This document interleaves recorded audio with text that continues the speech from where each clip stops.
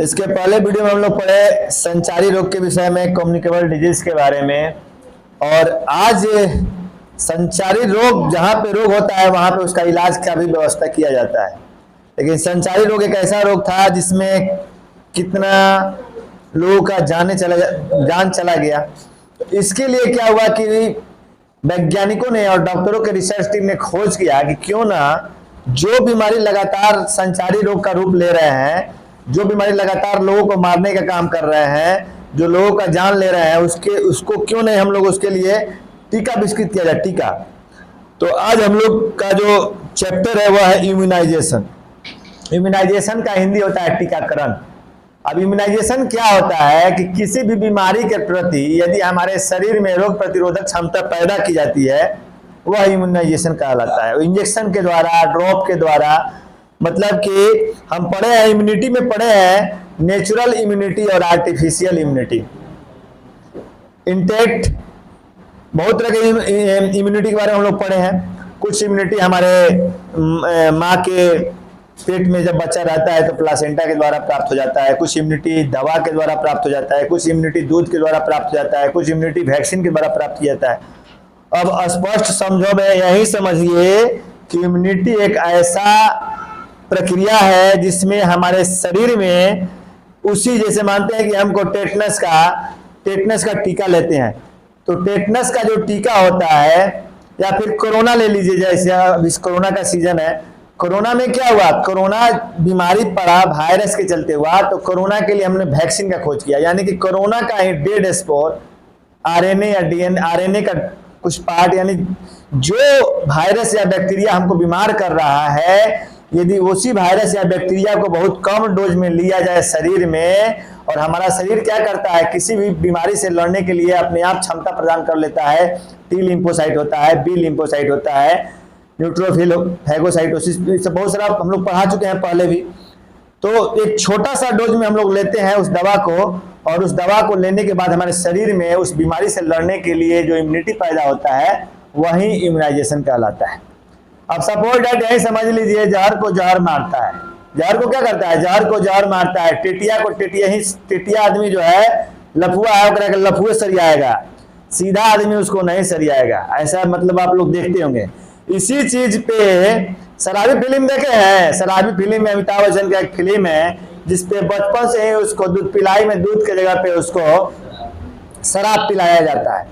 तो कितना भी शराब पी रहा है दिन भर, उसको कोई असर उसका नहीं हो रहा है। तो मेरे डिफिनेशन से इम्यूनिटी भी एक ऐसा चीज है कि जो चीज बार बार हो रहा है, जो चीज हमारे लिए प्राण घातक है, उसी का शरीर में इम्यूनिटी पैदा कर दिया। हमारा शरीर कितना अच्छा, इसका मतलब फिजियोलॉजी है कि किसी भी बीमारी से या किसी भी चीज का तुरंत आदी हो जाता है और उसके प्रति लड़ने के लिए तैयार हो जाता है। हमारे शरीर में एक ऐसा सिस्टम है। आप लोग चंद्रकांता फिल्म देखे होंगे। चंद्रकांता सीरियल पहले चलता था जिसमें जब सुंदर लड़की जन्म लेती थी तो उसको बचपन से ही उसको विष कन्या बनाया जाता था। चंद्रकांता में बोला गया है, चंद्रकांता सीरियल में उसको सांप का या विष टॉक्सिन सब्सटेंस उसको दिया जाता था, और वह मतलब ऐसा कहानी में है। और वह जो है जब बड़ी होती थी तो उसके शरीर में पूरा, उसके ब्लड में केवल पॉइजन ही लगा रहता था, तो फिर वह किसी का भी प्राण ले सकती थी। विष कन्या का इस्तेमाल राजा को मारने के लिए या फिर लड़ाई को जीतने के लिए किया जाता था। पहले केमिकल वार नहीं था। यह एक कहानी है, प्रचलित है, कथा कहानी में है। लेकिन हम वैक्सीनेशन में इसका इसलिए बताए हैं कि कोई भी डोज यदि लिथल, कोई भी डोज यदि कोई भी पॉइजनस सब्सटेंस भी है, अगर उसका छोटा सा डोज लिया जाए शुरू से ही और अपने शरीर के भीतर इंजेक्ट कराया जाए और उसका आदि बना लिया जाए, तो हम उस डोज के प्रति मुकाबला कर सकते हैं। तो जैसे हमको अगर सांप काटता है, सांप काटता है, तो आप देखिएगा स्नेक पॉइजनिंग जो होता है, उसमें जो स्नेक पॉइजनिंग का जो इंजेक्शन होता है, तो जैसे कोबरा सांप काटा, गहुवन कोबरा होता है, तो कोबरा जब सांप काटेगा तो उसका कौन सुई आता है, उसको जब अस्पताल में ले जाइएगा तो डॉक्टर उसको देगा कोबरा एंटीविनो, मतलब उसी के नाम से बना हुआ है कोबरा। यानी कोबरा जो सांप है, गहुवन जो सांप है, गहुवन के सांप के विष से ही वो दवाई बना है। यानी कि इधर से हमको कोबरा काट लिया और उधर से हम इंजेक्शन में कोबरा का ही टॉक्सिन सब्सटेंस उसको डिटॉक्सिकेशन के लिए अब पढ़ाए हैं, toxin plus toxin is equal to detoxification, यानी जहर को, एक कहावत है, जहर को जहर मारता है।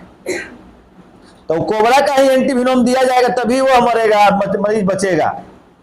यदि करैत है तो करैत एंटीविनोम देंगे। यदि हमको कोई नहीं मालूम है, इसलिए डॉक्टर बोलते हैं लोग, आप लोग समझ लीजिए कि जब किसी को सांप काट ले तो उस सांप को पहचानिए कौन सांप काटा है, या फिर वह सांप को पकड़ सकते हैं तो पकड़ के बैग में लेके जाइए अस्पताल में। तो उससे क्या हो जाएगा कि उसका एंटी, अगर जहरीला सांप है तो उसका एंटीविनोम पड़ेगा तो आपका जान बच सकता है।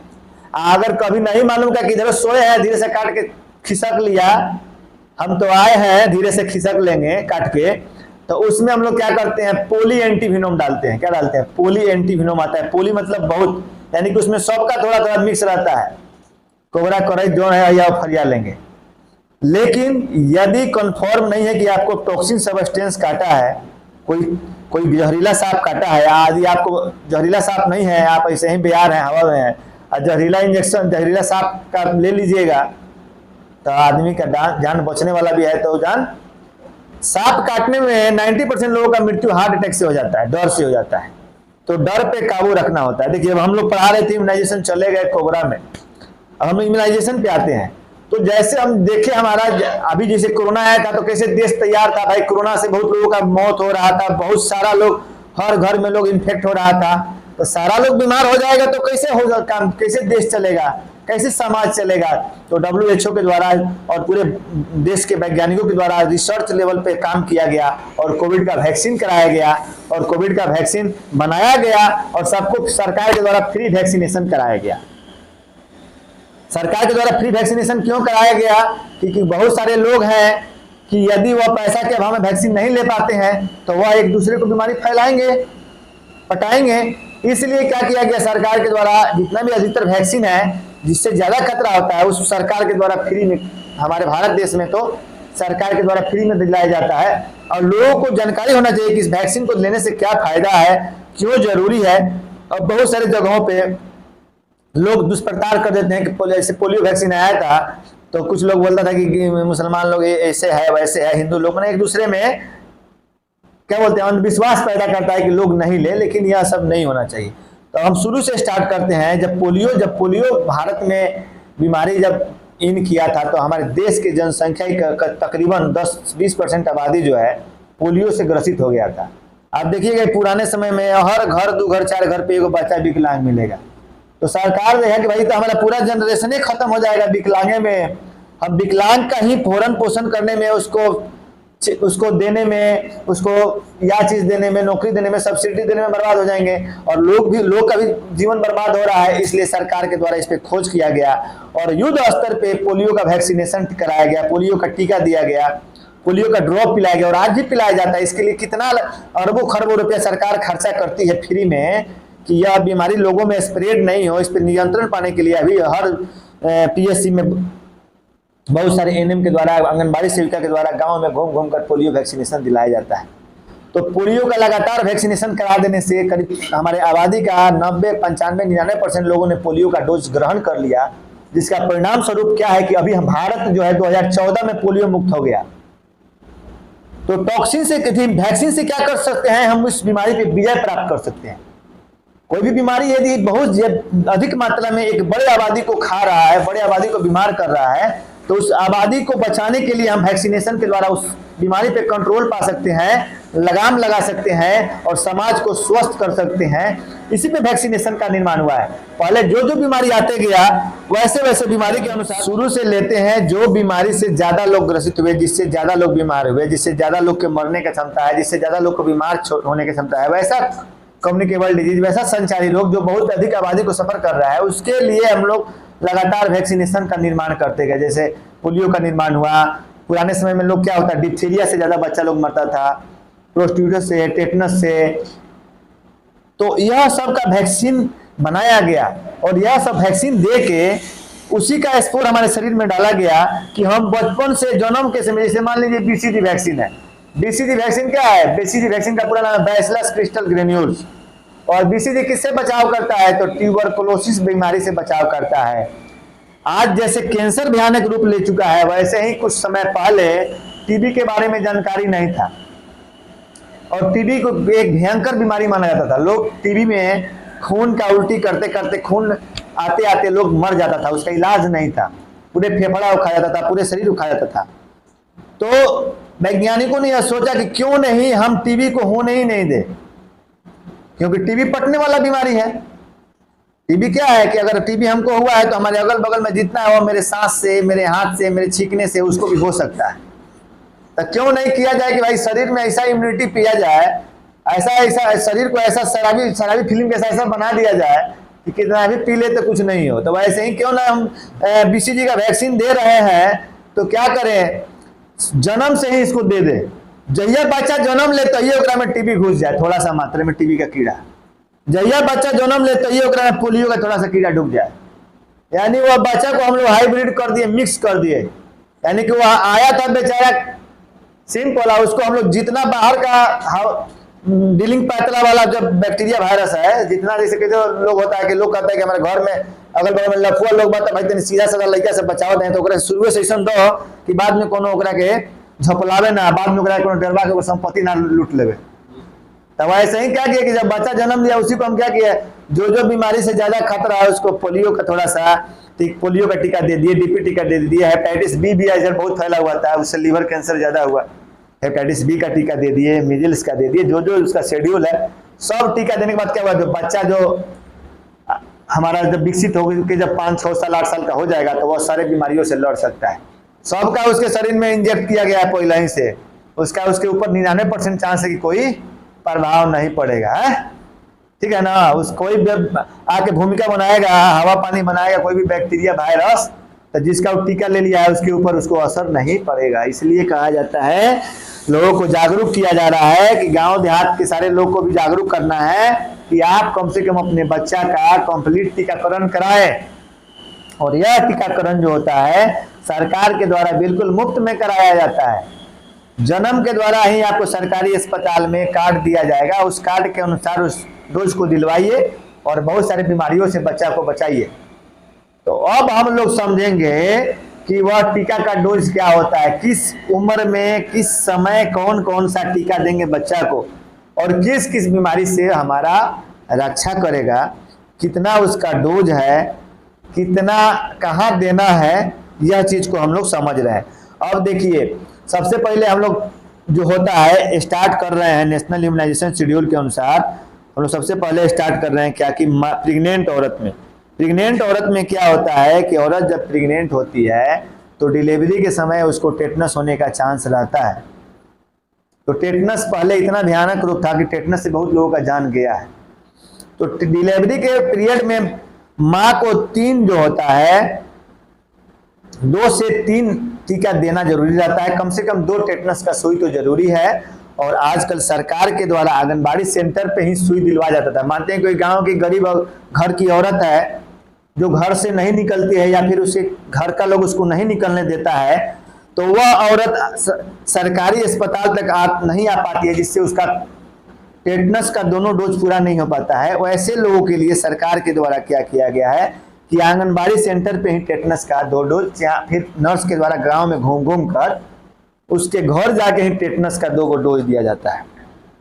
टेटनस का 2 टीका देने से क्या फायदा होता है कि यह माँ को भी सुरक्षा प्रदान करता है और उसके होने वाले बच्चा को भी सुरक्षा प्रदान करता है, क्योंकि जो टेटनस का वैक्सीनेशन पड़ेगा तो बच्चा को जो खाना पीना जितना भी सारा क्रिया जो होता है प्लासेंटा के थ्रू होता है। जब बच्चा पेट में रहता है तो प्लासेंटा के द्वारा या वैक्सीन का भी सबस्टेंस, केमिकल सबस्टेंस उसके बच्चा के शरीर में आएगा और बच्चा इम्यूनाइज हो जाएगा।